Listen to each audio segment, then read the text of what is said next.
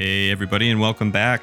It's time to get back into some Final Fantasy VI, and right off the bat, we are going to hop down under the sands. We're taking Figaro Castle under the sand and under the ocean instead of a mountain this time, because our next destination is on another one of these little small continents. I don't know, little islands, whatever. So when we get back up out of the sand here, we're still inside Figaro Castle. We really don't have anything here. I want to do some shopping, but I'm so poor I can't, so we need to go to the next town, Kohlingen or Kohlingen or however it's pronounced. I always get it wrong every single time because there is going to be another one of our party members there. There's a lot of stuff that we could talk to people about inside this town, but we're not going to because we want to grab Setzer. So when we find him, he seems surprised that we're alive, and likewise, and we're like, hey, join us. We got to go stop Kefka. And Setzer's like, I don't know. I'm kind of a sad sack now. Like, my ship's gone. Nobody wants to play cards with me. But it's a pretty quick conversation to just say like, yo, you used to be really cool and you can do it again. Come on, man. Do you want to just live in this crappy world forever? And Setzer's like, you know what?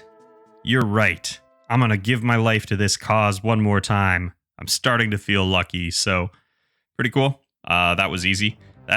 There are a few characters that take a little more convincing than that. Some people have started to make a new life in this new world, but not Setzer. He's just, he's just kind of a gambler. So throwing his chip in our pile once more. Here we go.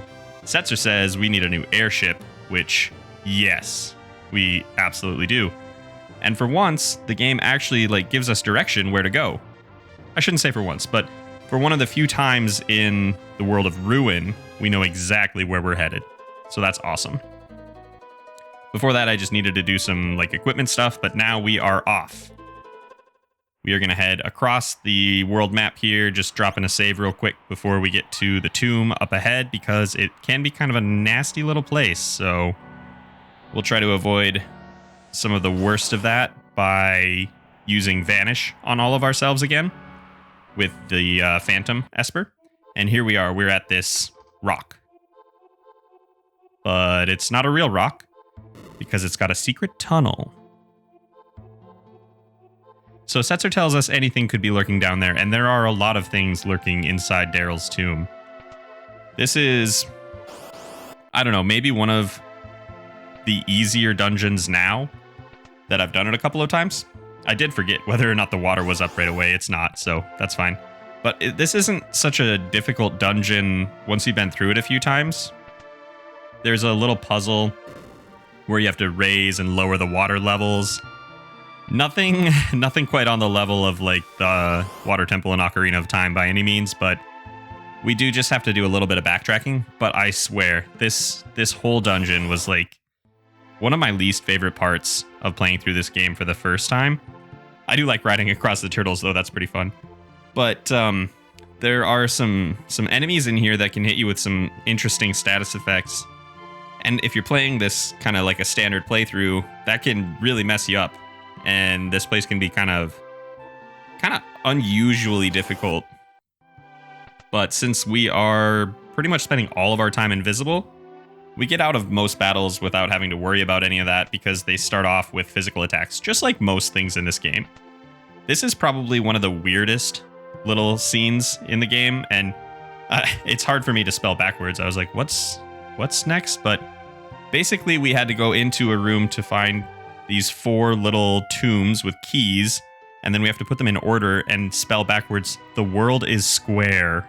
And then the annihilation music starts playing like this is such a terrible revelation. It's just kind of silly. I think it's just supposed to be like a call out to the fact that this world was made by Square, perhaps. I've read that there was a kind of a difficulty in translation because they made a double entendre in the original Japanese text where it was supposed to be, you could read it as either a rest in peace or I think it was rot and die. But even that, why would you have that in here? I really don't know. I don't understand. But if you know anything about that, I guess let me know. I could probably do some research, but here we are. So After that, we grab the EXP egg. I probably won't ever use that since we're playing a low-level game, huh? But in the interest of getting it, and just in case I use some of these saves for like a max stats run, I'm going to make sure that I grab it. We're getting towards the end of this little dungeon section here. You saw I had like these back-to-back fights, like 2 steps in between them. That, I don't know, just happens sometimes. But we are going to take this monster in a box for one of the only times in the game, because this one doesn't give us any experience, and because we can just kill it with Shoat.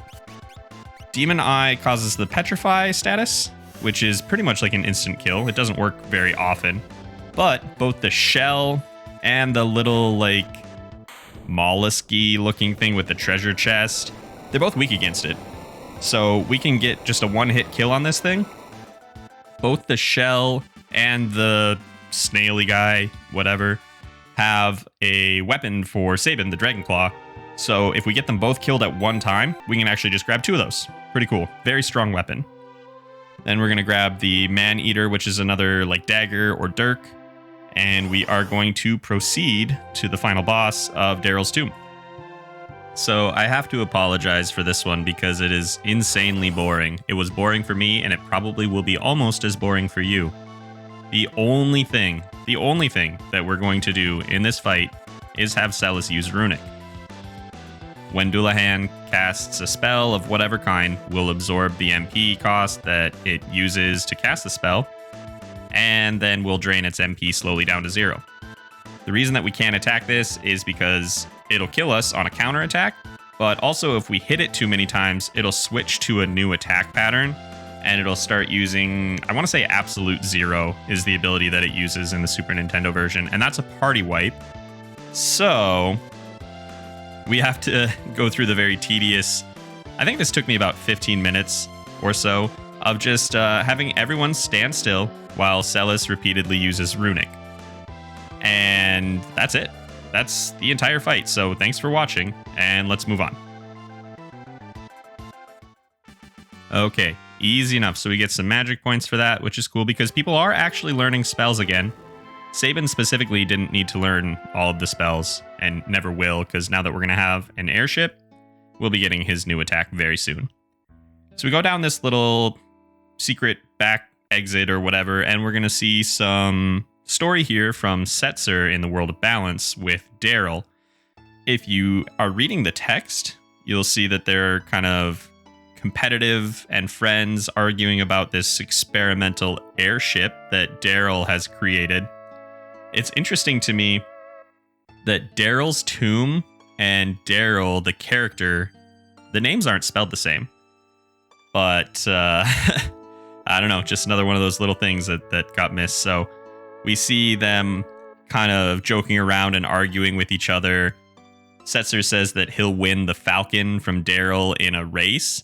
And then we're going to cut away to this Mode 7, this version of flying over the land and looking down over the map. And if they are having a race, I don't know if they have like rings in the sky like so many different games or what, but they are all over the place. Not to mention, it only takes us like 10 seconds to fly across the entire planet. So, yeah, probably not the greatest structure for a race ever, but whatever, it's no big deal.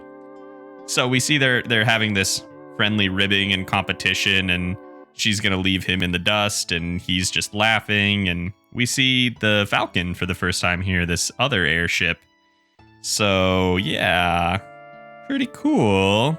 I like the Blackjack a little bit more. I just think it looks a little more sleek. Something about it just appeals to me more as a gamer or as a person, I guess. I don't know. Don't call me out. I'm sorry. But the Falcon is going to be, if you hadn't guessed it, our new mode of transportation in this world of ruin. So we better get used to it. So we see Setzer and Daryl were kind of arguing jokingly, and she's going to go break a record and fly as close to the stars as she can, further than anyone's ever been. And Setzer tells her that he'll be waiting at their hill. Well, she never showed up to that hill, and the wreck of that airship was found a year later. So the implication, obviously, is that Daryl didn't survive. There are some fan theories that maybe she's another character in the game, and we'll get to that when we get to that. But now we have the Falcon, as Edgar calls it. Apparently Setzer put this under the ground after restoring it, couldn't bear to look at it. But now, it just might be our last hope. In the next video, we'll use it to find some more of our friends, but that's going to have to wait, because that is where we are stopping today. So, if you want to see what happens next time, make sure you subscribe. If you got anything to let me know, just go ahead and drop it down in the comments. Otherwise, I will catch you in the next video.